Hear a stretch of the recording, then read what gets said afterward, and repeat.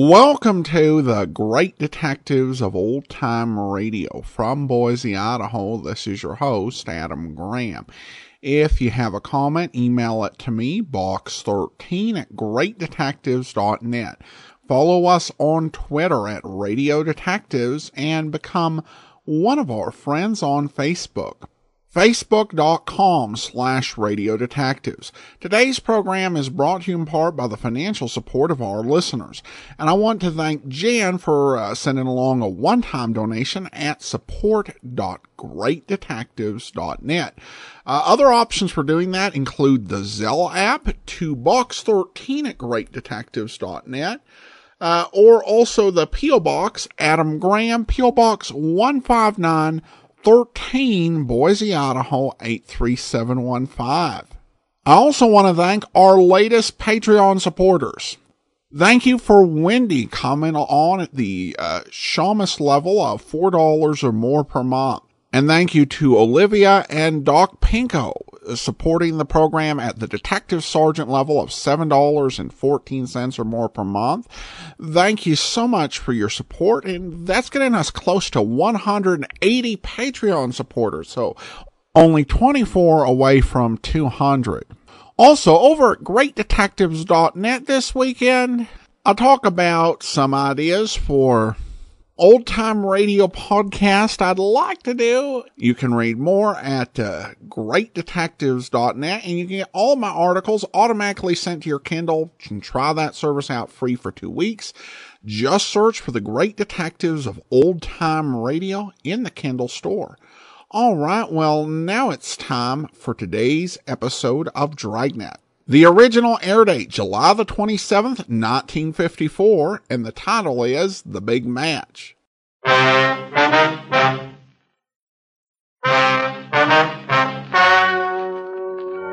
Ladies and gentlemen, the story you are about to hear is true. The names have been changed to protect the innocent.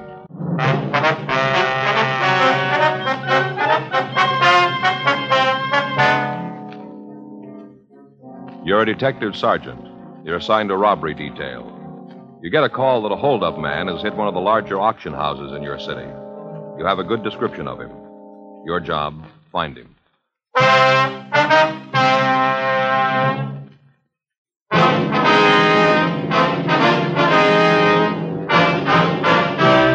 Dragnet, the documented drama of an actual crime. For the next 30 minutes, in cooperation with the Los Angeles Police Department, you will travel step by step on the side of the law through an actual case transcribed from official police files.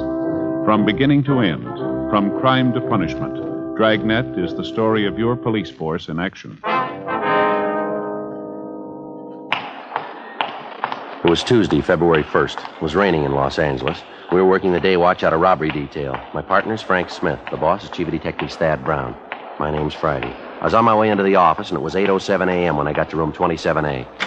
Robbery squad room. Morning, Joe. Hi. The rain let up? No, it's still coming down. Doesn't look like it's going to stop either. No. Sure got it out in the valley. Well, anything in the book for us? No. Talked to Skipper. He's got a couple of things for us to check out. Uh-huh. What do we got, do you know? A bank job last week. Stats office came up with a list of possibles. We're supposed to help check them out. All right. Here's a list. A couple on there we know, too. Mm-hmm. When'd Rocky get out? A couple of months ago. Can't stay out of trouble, can he? I called the adult authority. They say he's got a job working 9 to 6. Well, he'd still find a way to get out. Yeah.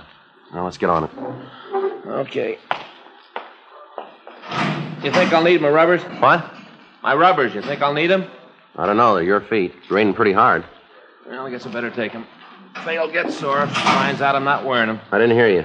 I say Faye'll get sore if she finds out I'm not wearing them. Oh. I get home, she looks at the soles of my shoes. If they're wet, she knows I left the overshoes in the locker. She gets real hacked, Joe. Yeah. You gonna put them on now? Yeah, I have to walk outside. Oh, yeah. Oh, sure hard to get on. Are you about finished there? Yeah. I want to see Danny before he leaves. What is it, something special? No, I heard that he had a set of golf clubs for sale. I thought maybe I'd look at them. Are you going to start playing golf? No. I thought maybe I'd take a look at them. You know, I've been thinking maybe I ought to do something like that. Some kind of hobby. Golf isn't too expensive, is it? Fishing, Joe. What? You ought to take up fishing. That's for you. It is. Sure, fishing. Out in a boat, fighting the unknown. With golf, you hit a ball and you know where it's going. No, not me. You know what I mean. With golf, you kind of know what's going to happen. But with fishing, there's always that mystery of what's going on at the other end of your line. You never know. Yeah. No, you don't, Joe. You never know what's going to take the bait. Might be a big school of white sea bass or yellowtail down there. Might even be a school of albacore. No, fishing's for you, Joe. You think so, do you? Well, it's a little early yet, but you just hang on, old buddy, and tell you what, I'll take you out with me this year. Show you how it's done. No, I don't think so. I heard about your fishing. What do you mean? Oh, Gene Patrick was telling me about how you robbed the bait tank, strung up the horse sardines, and took them home. He's jealous, Joe. He is. Yeah, he wanted them. Hot shot, I'll get it.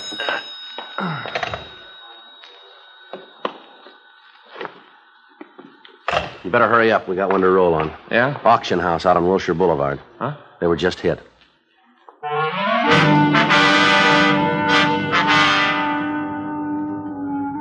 "8:37 a.m. We arrived at the Charles Kane Auction Gallery.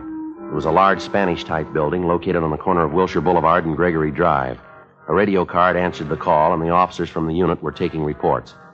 The policeman at the door told us that his partner was making a check of the neighborhood to see if he could come up with any information for us. An ambulance had arrived, and the man at the door told us that the attendant was in the store taking care of one of the victims. We went in and talked to him. Hey, watch it, huh? Feels like he stove my head in. Oh, sorry, Mr. Kane. You fellas officers? Yeah, that's right. Friday and Smith, central robbery. All right, if we talk to him? Sure, I'm almost finished here. Sure, you can talk to me. Go ahead, I'll tell you. All right, so this is my partner, Frank Smith. My name's Friday. Charles Kane. This is my place. I'm the one what was robbed. Yes, sir, we understand. This is Miss Morgan. I know he's a policeman. How do you do? How are you? Miss Morgan. Where's the other cops? Sir? Other fellas, the ones in the police car. Where'd they go? Well, they're outside, Mr. Kane. Oh, you fellas with the guns, huh? What's that, sir? The guns, the big ones. You know, the ones who's going to handle it? Well, I guess you could say that. Yeah, well, suppose you want me to tell you all about it, huh? Yes, sir, if you would, please. Yeah, been in the auctioning business a long time. This is the first time a thing like this has ever happened. First time. Uh-huh. Came in this morning early. Came in to check a consignment from Santa Barbara. Loading new stuff. Only it's old. Yes, sir. We bought it up. Supposed to be here this morning. I came in the office. Yeah, right in here. Fellow was standing back at the door. As soon as I came in, he clouded me on the head. Whacked me a good one. Hey, wait. Take it easy with that bandage, will you? Yes, sir, I'm sorry. Feel like that fella Ichabod. Who's that? Ichabod, you know, from Washington Irving. Ichabod Crane. Fella rode around carrying his head under his arm. Yes, sir, feel like I could do that. Grand rider, Irving. Read almost all his stuff. Grand. Yes, sir. What time did you come in? Yeah, grand. Oh, it must have been about 7:45. Wonder if you can give us a description of the man. Sure. Don't you want me to tell you the rest of the story first? If we can get a description of the man, Mr. Kane, we can get a broadcast out on him. Yeah. He robbed the safe, too, you know. Yes, sir, we understand. Cleaned it right out. How tall was the man, sir? Oh, about 6'2". Big fella. Well, might even been bigger. How about his weight? Big there, too. Maybe a couple 100 pounds. Did you see the man, Miss Morgan? Yes, he was here when I came in. Yeah, but I'm the one he hit. Well, he was back here with Mr. Kane when I came in. The man must have just hit him. Did you get a pretty good look at him? Yes, sir. Yeah, he hit me. He gave me a real whack right on the head. Yes, sir. This fellow's covered it all up with bandages, or you'd be able to see it. A real whack. Yes, sir, we understand. I think that'll take care of it, Mr. Kane. Well, huh? Yes, sir. I suggest you see your doctor, though. Yeah, why? We usually recommend it, sir. Oh, yeah. Well, thanks, young fellow. Yes, sir. How about the man's coloring, Mr. Kane? That ambulance fellow been real nice. Yes, sir. Can you tell us about the man who held you up? Light complected. Did he wear glasses? No, didn't have glasses. Well, he had them on when I saw him. Yeah? Well, he didn't when he whacked me. What kind of glasses were they, ma'am? Well, they're the ones with the plastic rims, sort of a light color. Must have taken them off when he hit me. What was he wearing? Gray suit. Business suit. Gray. Was he clean shaven, do you remember? Well, yes, he had a dark beard, though. Real heavy, but he was clean shaven. I'll get this out, Joe. Right. Did he have any accent when he talked, Mr. Kane? No, just hauled off and hit me as soon as I came in the door. Didn't say a word. Just whacked me on the head. Did he speak to you, Miss Morgan? Well, yes, he did. He told me to keep quiet and nothing would happen. Did you notice anything in his speech? No, he talked just like anybody else. Okay, you called him, Frank? Yeah. Miss Morgan, Yes, sir. what time did you get in this morning? Oh, it must have been about 8, maybe a couple of minutes after. Did you see the hold-up man when you came in? No, not right away. He wasn't out in the gallery. Uh-huh. I came into the office here. This is where I work most of the time. That's when I saw him. He was standing right over there. Mr. Kane was on the floor, and the robber was standing next to him. I guess he just hit Mr. Kane. Uh-huh. What did he say to you?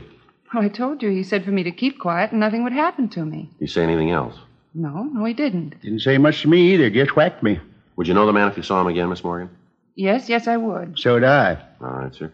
Well, we'd like both of you to come downtown and look at some pictures, if you would. Oh, got him, eh? Fast work. Oh, no, sir. No, we haven't got him in custody yet, but we may have a picture of him downtown. Yeah? How'd that be? Well, if he's done this kind of thing before and he's been arrested, we'd have a record on him. Oh, yeah. Mr. Kane, Yeah? what kind of a burglar alarm system do you have here in the store? Oh, it's right there on the window. Mm-hmm. Hey, you see those little strips of foil? Electricity runs through them. They get broke and it rings the bell out in front of the store. You're not on a system, though, are you? Huh? Oh, no. Always figured that if the bell went off, the cops would be here soon enough. I see. He must have found out some way to turn the thing off, though. Didn't ring at all. I'd heard it if it had. I'd heard it sure. Do either of you people smoke? Yeah, both of us. Got out the broadcast, Joe. Good. Call the crime lab. They're on the way. All right, fine. I took another look at the front door. Whoever broke in sure knew his job real clean. You got anything? Well, we don't know yet. Either of you two people smoked this morning here in the office? Not me. Sure could use a cigarette, though. Calm me down. Here you are, Mr. Kane. How about you, miss? Thank you. Why all these questions about smoking? I want to know if you're going to catch that man. There was over $1,200 in that safe, and I had a couple of hundred on me. He took all that. What you asking all these silly questions for?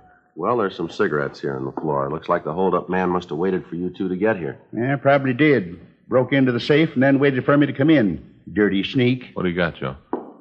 Some paper matches here. Might be something. Yeah? You take a look at them. Yeah. Huh, up there. Some printing on that one. Can you read what it says? 23 miles to Wilming. The rest of it's burned off. Probably Wilmington. Uh-huh. Oh, you got something? A clue? Well, we don't know yet, sir. Here's another one, Joe. Can you read it? Yeah, this one's almost whole. Only the tip's been burned. What's it say? Well, it says 14 miles to Santa Monica. What was it? 14 miles to Santa Monica. Look like matches from a motel, maybe a hotel, something like that. Might be a restaurant. Yeah, you guys won't have any trouble at all. Getting the fella, I mean. Sir? Yeah, simple. Just find a place that's 23 miles from Wilmington, 14 miles from Santa Monica. Don't you get it? Find that place, and your man will be waiting for you. You get it? Yes, sir. Yeah, simple. Find that place, your man will be there.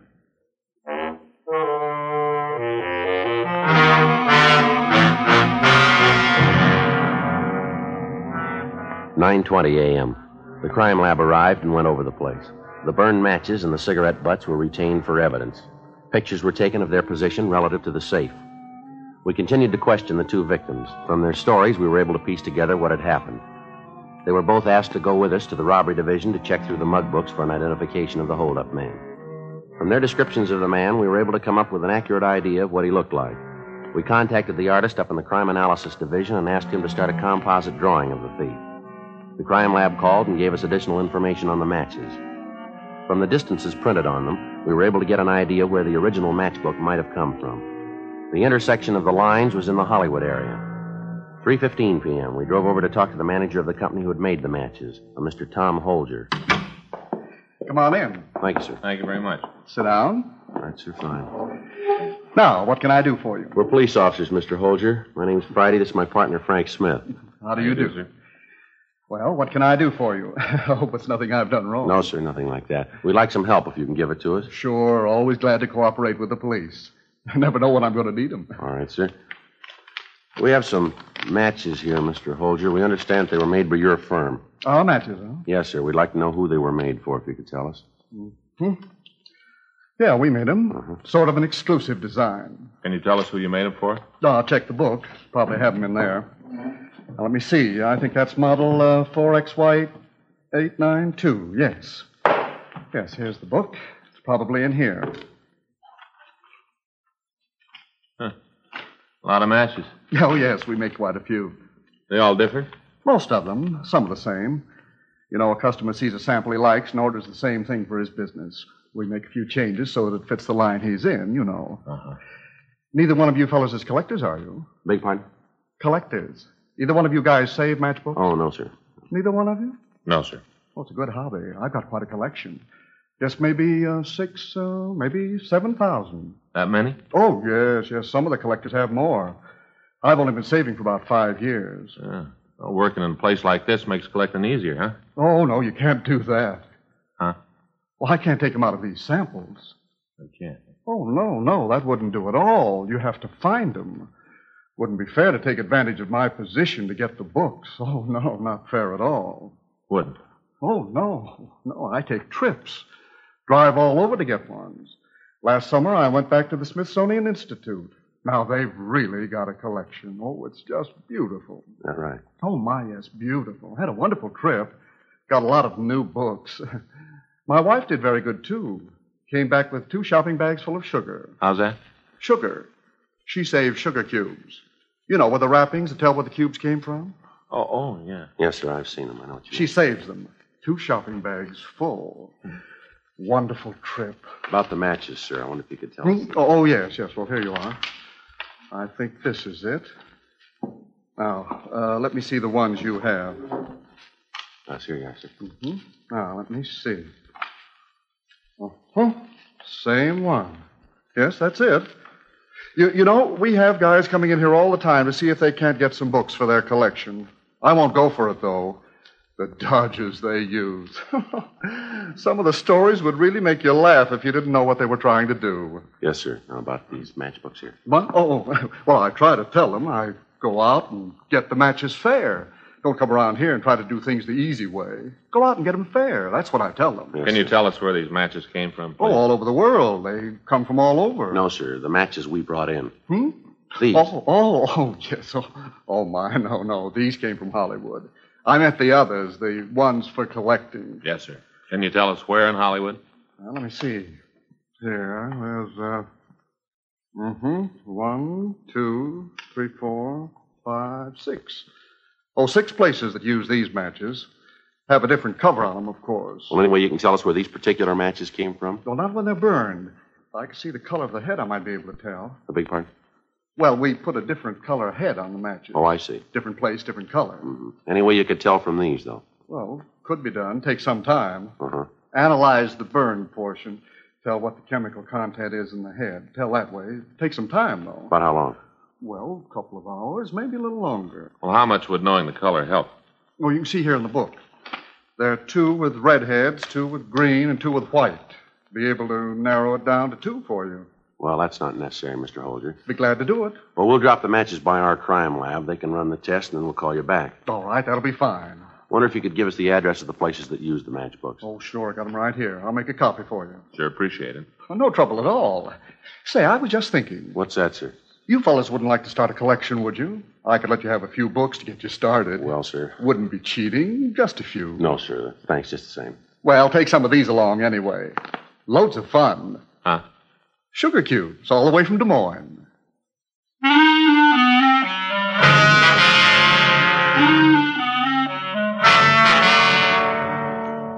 We got the list of places using the type of book matches found at the scene of the robbery. We told Tom Holger that we'd be back if we needed any more help, and then we left. 5:30 p.m. We called the office and talked to Sergeants Murphy and Rafferty. We gave them the addresses of the 3 motels and asked them to check them out. 6:46 p.m. We started to check out the 3 motels on our list. The rain continued to fall. The Weather Bureau's report indicated that it would keep up for another 12 hours. At the first 2 places, we got no new information on the holdup man. 7:29 p.m. We checked at the last place on our list. Yeah? Police officers would like to talk to you, sir. Oh, sure. Come on in. Thank you. Boy, it's sure coming down, isn't it? Yes, sir. What's all this about? Something wrong? No, we just like your help. Nothing I can do. Say, you guys like a cup of hot coffee? Take the chill out of your bones. No, sir, no thanks. Got it all ready. Won't be no trouble. No, sir. Thanks just the same. Well, how about your partner? No, thanks. All right. Now, what can I do for I'd you? like for you to take a look at a picture here and tell us if you've seen the man. Sure. Frank, you got the sketch there? Oh, yeah. Got it right here. A little wet. Mm-hmm. Get some water you got in my pocket. Yeah. What do you want this guy for? Something special? We'd like to talk to him. Yeah, sure. Didn't mean to pry. Just wondering if it was a big job or maybe a bad check, something like that. Uh-huh. There you are. Seen him before? This his description down here at the bottom? That's right. Robbery, huh? Yes, sir. Big deal. You seen him? I'm not sure. Description fit a lot of people. Uh-huh. Does it fit anyone registered here? Yeah, at least 4 guys.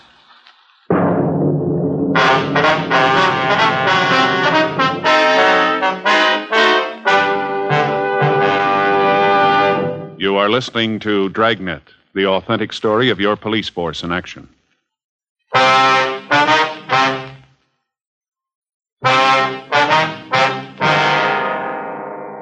7:36 p.m. We continued to talk to the manager of the motel. He went through the registration cards of the 4 men who answered the description of the holdup man that we were after. We were able to eliminate 2 of them. In the manager's company, we left to check out the other 2 occupants. Cabin number 26 was registered to a John Keller. He had given his address as 1624 Shannon Street, San Francisco. There's nobody here. You want me to open the door? Better let us do it, huh? Figure he might give you some trouble? We don't know, sir. I hope not. I run a quiet place here. I like to keep it that way. All right, would you just stand over there, sir? Sure. Not here. When'd you see him last? Well, I didn't see him at all today. Last time was yesterday evening. He came by to see if there's any phone messages for him. You say who was going to call him? No. Kind of impressed me like he was just asking to kill time. Uh-huh. Better check the closet, huh? Yeah, I didn't check it good at first. I will now. All right. How long has this Keller been here? A couple of days, that's all. Just a couple of days. I didn't know he'd cause any trouble. I wouldn't let him in if I'd have known that. It's all right, sir. Joe? Yeah. See you, man? Sure. You got something? Yeah, pile of dirty laundry here. Take a look.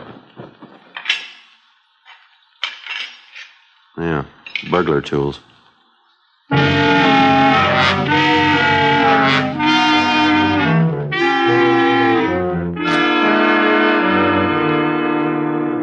The burglar tools were not disturbed until they could be checked for fingerprints. We asked the manager of the motel to go back to the office and act as if nothing had happened when the suspect came in. He told us the motel had a switchboard telephone, and we asked him to ring us in the event the office called. I called the city hall and told them where we were. I also asked that another team of men be sent out to help us with a stakeout. Then Frank and I settled down to wait for John Keller. The rain kept up. We waited. 8:30. No sign of the suspect.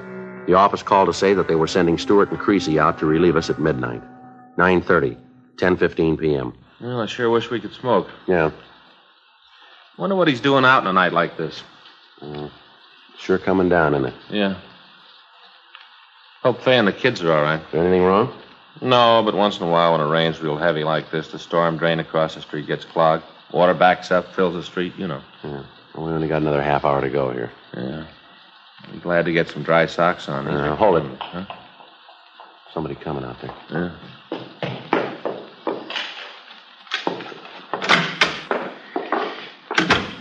All right, Keller, stand still. Who are you? What do you do in my place? Police officers, you're under arrest. Watch it, Frank!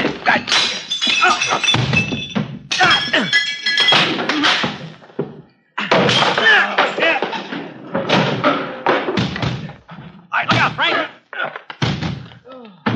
Get up. All right, come on. Get up. Come on, get on your feet. What do you want me for? I haven't done anything. Those your tools in the closet? You guys been snooping around. Better shake them, Frank. Yeah. I got a gun. You'll find it anyway. I got a gun. All right, give it to him. 38, Joe. I got it. Yeah. Let's get out of here, huh? You got nothing on me. We call a lawyer. You'll be turning me loose in a couple hours. Hold still, Keller. Yeah. What do you got here? Pretty wise. You guys don't miss a trick. No. 32 strapped to his leg, Joe. What are you doing with that, Keller? Saying nothing until I see a lawyer. Where's your wallet? In my coat. Is that where you keep your money? You know a better place? All right, take it out. Lousy cops think they own you. You ever done any big time? I know what you're talking about. All right, come on, Keller. You know what's going on. You ever done any big time? Yeah. Where? Back east. For what? Armed robbery. You on parole now? None of your business. Now, look, we're going to find out anyway. Save yourself some time and us some trouble. Answer the question. So I'm on parole. What's that prove? Your parole officer know you're out here? Yeah. Didn't he tell you it's against the law for an ex-con to have a gun? He told me. And how come you got 2 of them? I drove out here. You need protection on a trip like that. How much money you got in your wallet there? I don't know. About how much? I haven't got the slightest idea. I always know how much I got. Maybe it makes a difference to you. Count it. What for? Count it. 50, 100, 150. Put it out on the table, will you, so we can both count it. Now let's try it again. Yes. 4, 7. It's, comes out $3,053. You want me to count the change in my pocket, too? Where'd you get the money? I worked for it. Where? None of your business. All right, Keller, let's go downtown. Frank, you want to get the tools? Yeah. Pick up the money, Keller. Put it back in your wallet. Look, suppose I just leave it there and walk out of here. Wouldn't that make it all right? You know better than that. Now put it back in your wallet. It doesn't make any difference anyway. You guys got nothing on me, nothing you can hold me on. Yeah. Come on, Joe. Get your hands behind you. Yeah. I'll get the tools, Joe. Right. Hey, how about my coat? Your what? A coat. All right, here. Now, let's go. Guys are sure going to feel pretty silly. Is that right? Sure, you got nothing on me. My lawyer will have me out in no time. He's a good lawyer. Yeah, well, he's going to have to be. Huh? To get you out of this one.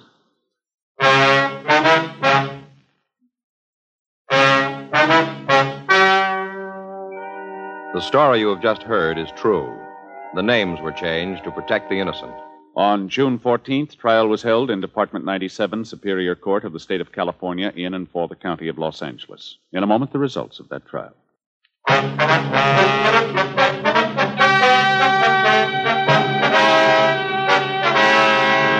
John Rudolph Keller was tried and convicted of robbery in the first degree, 1 count, and burglary in the first degree, 6 counts, and received punishment as prescribed by law. Robbery in the first degree is punishable by imprisonment in the state penitentiary for a period of not less than 5 years. Burglary in the first degree is punishable by imprisonment for a period of not less than 5 years in the state penitentiary. America needs volunteers for the Civilian Ground Observer Corps. Let's face facts. The H-bomb and the long-range bomber have made intercontinental war possible.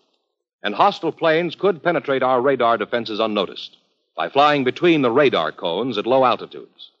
Civilian spotters are needed to fill these radar gaps, particularly on the east and west coasts and in northern state areas. If you're from teenage up, your country needs a few hours of your services each week for this vital work. To volunteer, get in touch with your local Civil Defense Center.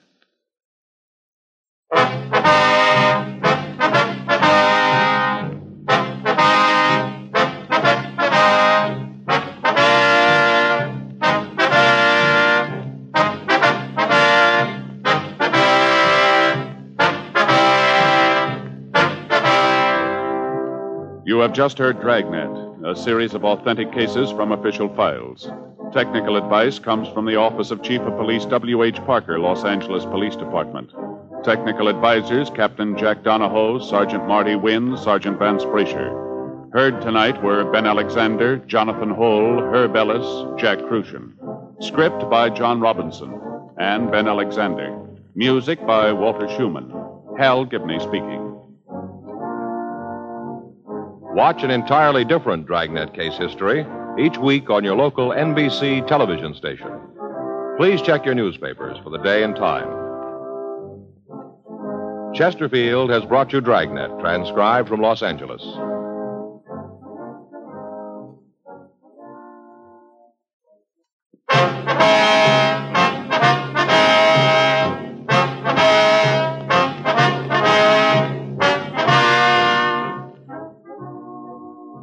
Dane Clark stars in Crime and Peter Chambers tonight on the NBC Radio Network.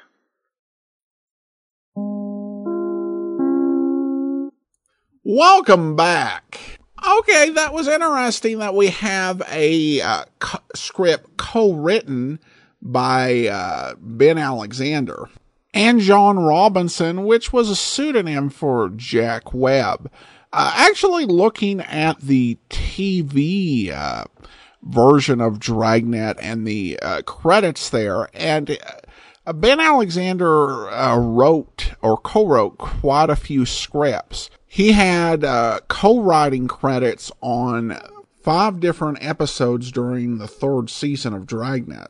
Of course, the store owner making the statement that it was going to be simple one with the matchbook is one of those cases where somebody says or assumes that someone else's job is going to be pretty easy just because they don't know all that's involved in it. Now we turn to listener comments and feedback and have an email from Scott, who writes, Adam, is it really true that there are 11 episodes of the radio Dragnet missing? I thought only the big cop and the first episode from June 1949 were missing. Do you have a list of the missing radio episodes? I'm really obsessed with the show and want to learn everything about it. Thanks.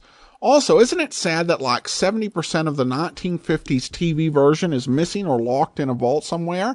I wish the Webb estate could do something to get the black and white show a complete DVD or Hulu release. Thanks so much for the question. And yeah, there are 11 episodes missing. And there is that first one from June of 1949. In addition, there's a string of 7 consecutive lost episodes that start October 8th of 1949 through November 17th of 1949. And there are actually a lot of different sites out there that will claim to sell these episodes. And sometimes it's honest confusion. For example, there are 2 episodes of Dragnet named The Big Trunk. The radio episode that's missing is about an actress who is murdered in her theatrical rooming house. But there are discs that will include the second Big Trunk. And then there are some companies that will claim to have the Big Cop, but when you listen to it, it's not the Big Cop at all. And I should say that not every seller that is mistakenly claiming to have these programs is lying. Oftentimes, they have thousands upon thousands of different programs and no possibility that they can listen to them all. They've acquired them from trading. They've acquired them from other people, and so they have not listened to every single program on the disc. So they list programs that are not actually in circulation as being in circulation. Now, as to the TV episodes, I doubt the web estate has much to do with it. A lot of the rights to the program were actually sold off to NBC and Universal, but they didn't renew the copyrights on the first 3 1/3 seasons of Dragnet. That's why we play the black and white Dragnet on public domain video theater.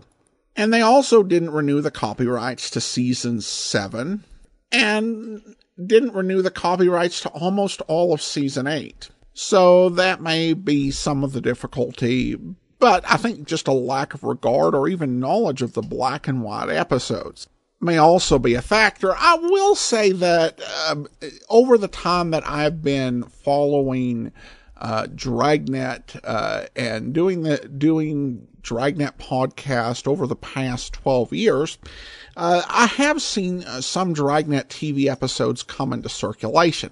A lot of these are in the hands of private collectors, and I do think that